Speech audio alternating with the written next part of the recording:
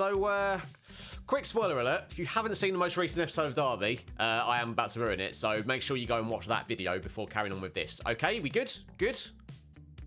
Good. So we finished 5th and qualified for the Europa League. However, small problem. I don't think, as a squad, we're ready to be in the Europa League. And I have absolutely no idea how we're going to survive next season. We need to have a chat, but I need your help, viewers, is what I'm saying. I could do with some advice. It's going to be a slightly different episode today, viewers. So let's run the intro and let's talk about it.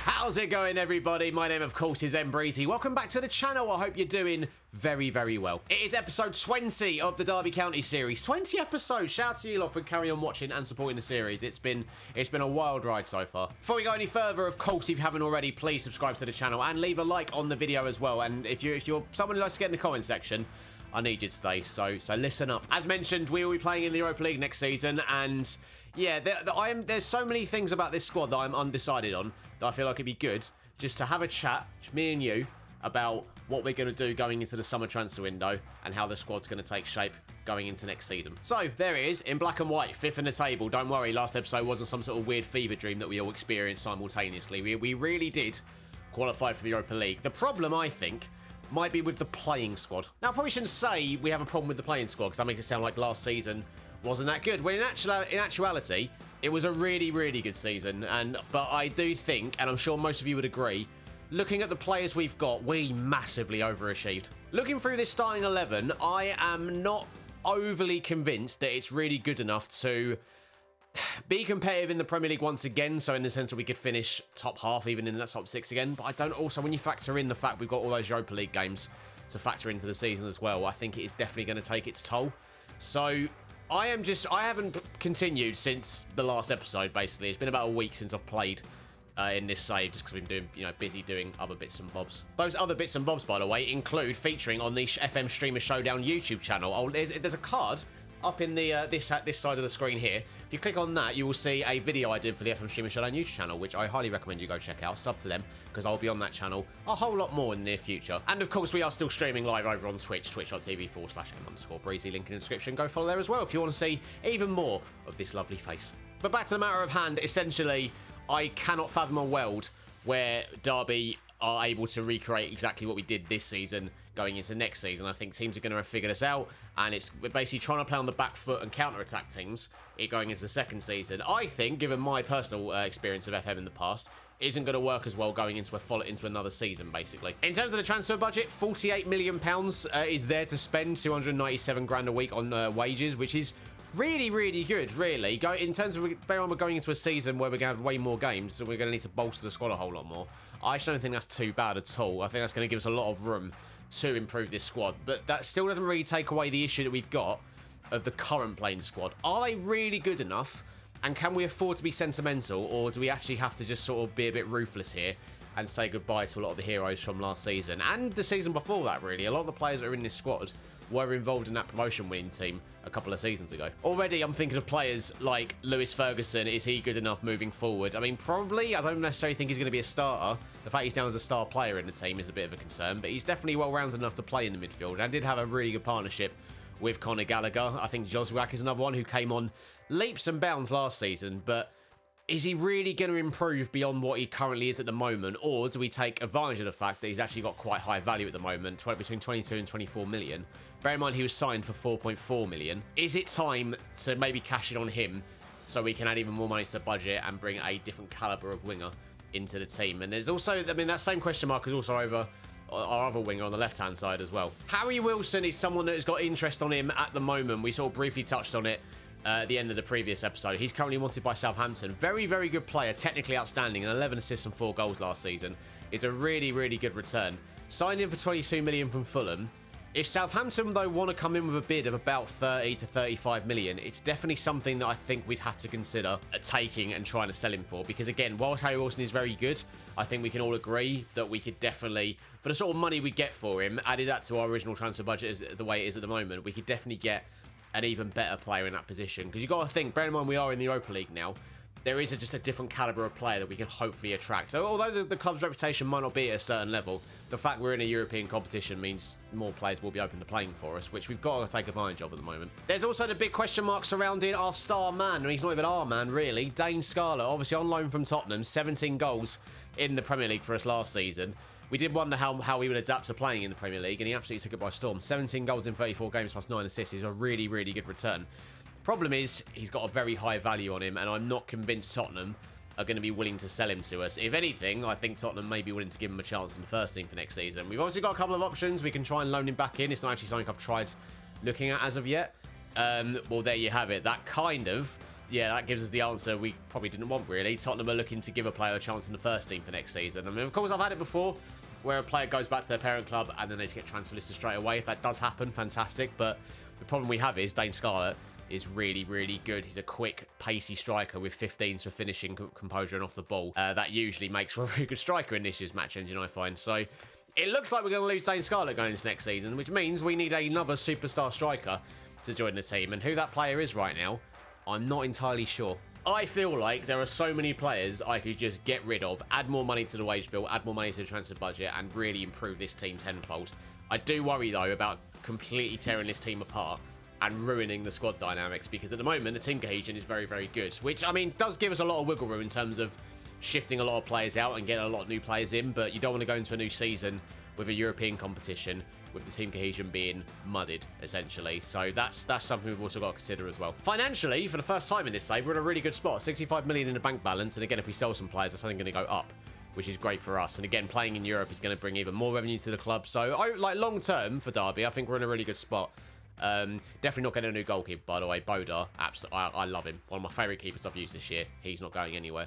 But that is essentially where we're at with Derby right now. I think last year, we can all agree our starting 11, we had about, outside of starting 11, you had probably about 3, maybe 4 players you could bring into the starting 11, and it wouldn't really drop off in quality too much. But really, our overall squad, in terms of strength and depth, is not that great. You look at the likes of Buchanan, Parrott, Jason Knight, Tyree Wilson, Solomon, Dylan Williams. Like, Dylan Williams, good young player.